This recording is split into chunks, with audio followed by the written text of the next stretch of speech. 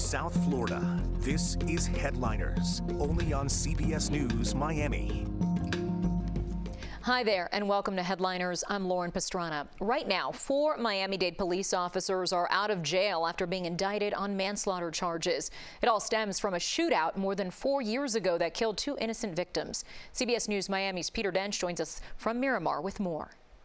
I remember him every day in my life, every day. Luz Apolinario says she will never get over what happened to her son, 27-year-old UPS driver Frank Ordonez. I can feel it's terrible in my heart. Only I say I want justice. That's it. An emotional Apolinario spoke out after these 4 Miami-Dade police officers were indicted on manslaughter charges in the death of her son. Officer Rodolfo Mirabal was also indicted for manslaughter in the death of 70-year-old Richard Cutshaw, who was in a car. It was December 5th of 2019 when police say 2 suspects robbed a jewelry store in Coral Gables, fled in a U-Haul van, abandoned it, carjacked Ordonez and his UPS truck, and got into a shootout with police in Miramar. More than 200 bullets were fired. Ordonez's stepfather says police overreacted. There's a lot of negligence there that everybody saw. The whole country, the whole city saw the negligence. I think that if they would have waited 5 minutes for SWAT, which is they were 5 minutes away, a lot of things could have been different. In a statement, Broward State Attorney Harold Pryor said, "We feel the grand jury was necessary to ensure we got answers for the victims' families and the community. All this was done with the mindset of pursuing justice." Officer Rodolfo Mirabal faces 2 counts of manslaughter. South Florida PBA President Stedman Stahl says police were forced to fire. I'm not sure how you can show more restraint when somebody is shooting at you. It doesn't work. You can't talk to them. You can't de-escalate it. They're shooting at you, and those officers had no other choice but to return fire.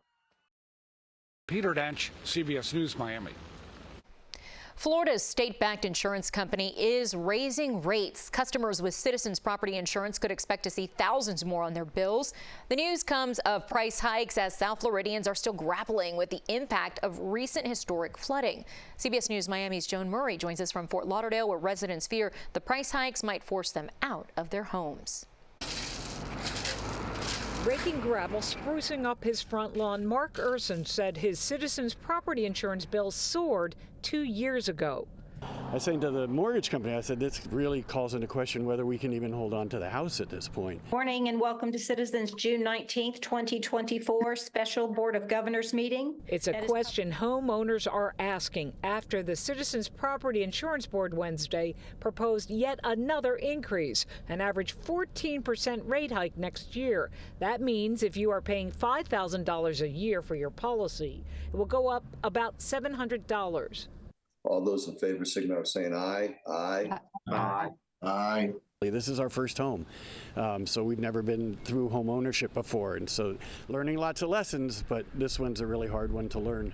Citizens is state-backed and Florida's largest insurer with 1.2 million policyholders. They've been shedding hundreds of thousands of policies to reduce risk. Citizens increases are capped statutorily by the legislature. Adding stability, Governor Ron DeSantis said 8 new private companies are writing in Florida. And if you are covered by one of them, the governor promised rate hikes will be smaller next year, and all homeowners will save on taxes and fees. The insurers have to put it on there so that you see the deduction, and our goal was, we want to reduce those, and we want that relief to go to people's pockets. Despite that, Mark Urson, who moved here from New York 4 years ago, said 2025 will be a year of reckoning. Either go into a renting situation so that we're not homeowners, or move somewhere else. A tough choice, but maybe the only one when property insurance becomes unaffordable. To cut your insurance costs, consider bundling your policies, increasing your deductible, or fortifying your house. That means impact doors and windows and reinforcing your roof. In Fort Lauderdale, Joan Murray, CBS News Miami. We've just seen catastrophic flooding, and a new report finds sea levels rising faster than ever. How some areas in South Florida could be underwater in just a few decades. Next. South Florida, this is Headliners, only on CBS News Miami. Welcome back. I'm Lauren Pastrana. It's the threat to life in South Florida as we know it. Sea level rise. We're already seeing signs of it with tidal flooding in neighborhoods and downtown areas, but a new report shows it's happening at a faster rate. As CBS News Miami meteorologist Casey Sherman shows us, it means the time to start working on long-term solutions is now. Carlos Alvarez is the manager at Pub Belly Sushi in Sunset Harbor. Today it's dry, but that's not always the case. The storm system that brought heavy rain to Miami Beach last November flooded the restaurant. You can see also the damage in the wall. That caused by the water, but all the flooding that every year. And for a bustling sushi spot like this one, flooding hurts business and is a big source of frustration. It's really frustrating because we can't do anything until we don't have the pump station like turned on over there. Everything is like full of water. The pump station he's referring to is one of many that have been installed on Miami Beach over the past decade. These pumps, along with raising streets, are methods being used to combat sunny day high tide and heavy rain flooding, which are getting worse thanks to sea level rise. Over the past 80 years, the sea level has risen about a foot in South Florida. As sea level continues to rise, drainage systems based on gravity become less and less effective. So storm water and water from a high tide flooding eventually has nowhere to drain, and eventually then reverse flow can happen. Because of that, pump stations like this one behind me have been installed across Miami Beach to mechanically pump out the water off the roads and put it back into the bay. But will this be enough to keep up with future sea level rise? This is the NOAA Intermediate High. Ryan McNulty, a senior research associate at the University of Miami's Rosenstiel School of Marine, Atmospheric, and Earth Science, says sea levels are rising and doing so at a faster pace. It's pretty clear to see it's not a straight line. So that's where, relative to 2020, this projection has another foot of sea level rise by 2050. Another 2 feet or so by 2070, and another 3 feet or so by 2080. So it speeds up. With some parts of South Florida sitting at only 3 feet above sea level, a 3-foot rise in sea level by 2080 would mean some areas would be underwater. The ocean is coming up. There's absolutely no way around that. And so we can adapt as much as we can. If that's something as simple as raising roads, installing pumps, those are things that we've already done. That's kind of a short-term fix. Scientists like McNulty note that there are a lot of unknowns when it comes to sea level rise forecasting, but there's no question that the ocean is rising at an accelerated rate. The future of South Florida depends on how well we adapt to that in the coming years.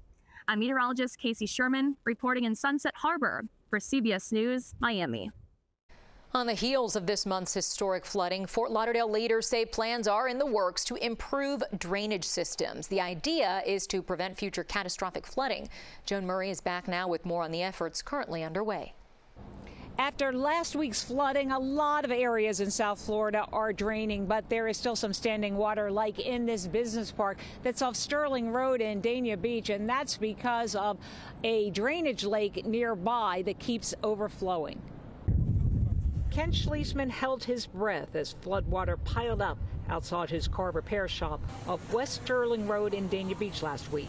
14 months ago, in the devastating April 2023 flood, he was shut down 3 weeks. The problem, this drainage lake keeps overflowing, affecting his shop and 100 others in this business park. Last year it's done it, in April. That was unheard of. And it's done it again. Now it seems to get done very easily. North in Fort Lauderdale, it's been a slow, steady drain. A lot of the water has receded, but a lot of neighborhoods are still drying out. So we cleaned everything up, but there is one spot where you can see where the water was. Tony Schreiber lives in Edgewood, another neighborhood destroyed in the April 2023 flood. This time, he said, the water was about a foot on his outside wall. Maybe an inch or two, but any water in the house is bad news. Bad news for a lot of South Florida drivers whose cars are now totaled. Once floodwater damages electronics, oftentimes it cannot be repaired. You see the water? Marie St. Hilaire said floodwater was up to her waist in her backyard. Inside her home, everything is in disarray. She says water was above her baseboards, but she said she has insurance. Many families do not and will have to figure out a way to deal with the damage. Ken Schleisman, in business over 30 years, is worried what's ahead this hurricane season. It's the beginning of the summer, and we're off to a rough start. The owner of this business park has a proposal put forth to try to get this water to drain by pumping water underground. Many communities are looking at their drainage system in the wake of all that flooding in South Florida last week. In Dania Beach, Joan Murray, CBS News, Miami. Up next, we're there for a heartfelt reunion in Fort Lauderdale. A man gets the chance to thank the lifeguards and healthcare workers who saved him not once, but twice. Stay with us. From South Florida, this is Headliners, only on CBS News Miami. Welcome back. I'm Lauren Pastrana. Like it or not, get ready to see lots of mosquitoes in South Florida. Recent heavy rainfall has created perfect conditions for those pesky insects to multiply. As CBS News Miami's Ted Scouten reports, mosquito control crews are trying to get ahead of the swarm. Mosquito control crews are out in force. They're out here spraying larvicide, trying to tamp down an expected huge population of mosquitoes after all that rain. Broward Mosquito Control at full throttle. They're targeting standing water, going after mosquito larvae. What we do is we put a larviciding product, and what this product does is reduce substantially the development of adult mosquitoes.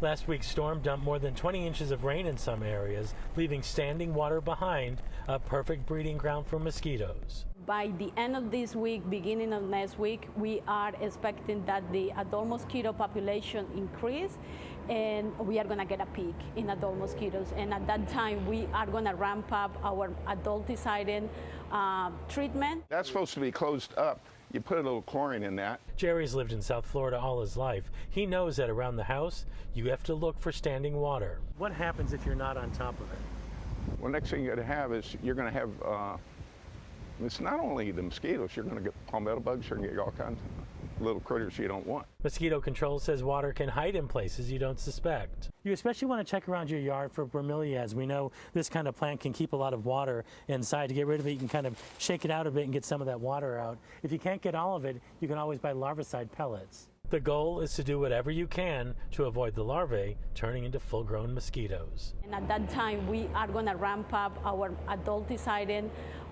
treatment, which is basically a spraying by different means and suppress that population. So again, that mosquito population expected to peak by the end of the week. In Fort Lauderdale, Ted Scouten, CBS News Miami. Finally, a Broward man gets the chance to thank the team that saved his life. The otherwise healthy 52-year-old suffered a series of cardiac arrests. The first happened while he was running along the beach. CBS News Miami's Steve Majiri was there for the reunion with doctors and first responders. Shams Lockdeer is a runner, but he's been reduced to walking on a cane for the last 10 months. The 52-year-old was on his usual run on A1A when he collapsed from a cardiac arrest last August. I remember vaguely dropping my daughter off at the airport that day around midday, and that's probably the last sort of real thing I recall. Lifeguards and fire rescue resuscitated him and took him to Broward Health, where he suffered another cardiac arrest. Several organs started failing. Every second is very vital. The chain of CPR, once you need to start it fast. He was in the hospital for weeks, slowly learning how to stand up again. Literally having me figure out and learn how to sit, literally from the act of sitting in a chair. Lockdeer's cardiologist says there are not always clear signs of a cardiac arrest. And he says it can happen to anyone, even though Lockdeer is an avid runner. There is a quite a significant percentage of patients who are at high risk, who the first symptom is their heart attack. Lockdeer finally got to say thank you to those that saved him that day, and he's shocked at how many of them played a part. Starting all the way from the first responders all the way to the emergency room staff, doctors. I'm just eternally grateful and in awe of all these wonderful people that are here. Lockdeer tells me he's eager to start running again, and he's optimistic that he'll be back on the trail in just a few months. In Fort Lauderdale, Steve Majiri, CBS News Miami. Thanks for joining us this half hour on Headliners. As always, keep it right here to CBS News Miami for up-to-the-minute breaking news and weather 24 hours a day. Make it a great one.